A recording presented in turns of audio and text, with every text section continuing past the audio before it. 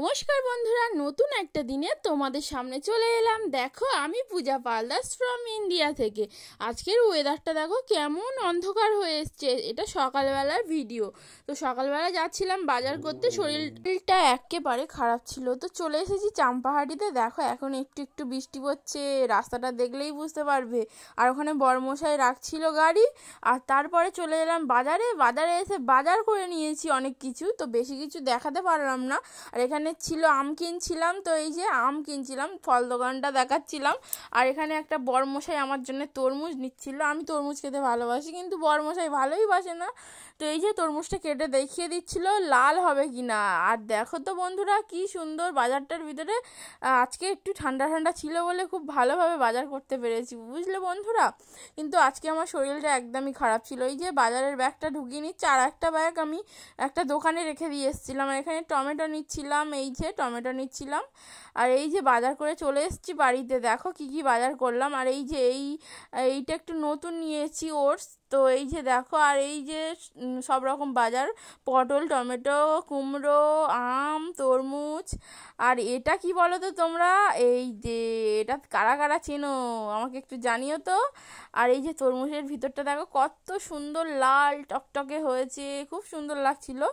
আর একটু বেশি করেই পটল কিনে নিয়েছিলাম, পটলটা একটু কমে পেয়েছিলাম তার জন্যে। আর এখানে এই যে মুদিখানার টুকটাক জিনিসপত্র। আর এই যে আকাশের ওয়েদারটা দেখতে পাচ্ছ। আমরা বাড়িতে ঢুকেছি আর কি জোরে বৃষ্টি এসেছে। তারপর আবার আসতে হয়ে গেছে বৃষ্টিটা। আমাদের গাড়িটাকে দেখো ঢাকা দিয়ে রেখেছি। আর এই যে এটা হচ্ছে এর ভিতরে মাংস আছে, মাছ আছে। তো সেগুলোই বের করে নেবো। আর লেবুগুলোকে আমি রেখে দিলাম। আর লেবুগুলোকে রেখে দেওয়ার পর এই যে মাংসগুলো বের করে নিচ্ছি। এগুলোকে ধুয়ে পরিষ্কার করে নিয়ে তোমাদের সামনে আসছি, দাঁড়াও। তো চলো, ধোয়া হয়ে গেছে এই যে মাংস আর এই মাছগুলো আমি কৌটোতে এখন তুলে নিচ্ছি। আমাদের সপ্তাহের বাজার। আর এই যে একটু ডিম কিনেছিলাম আলাদাভাবে, আমার ডিম খেতে ভালো লাগে।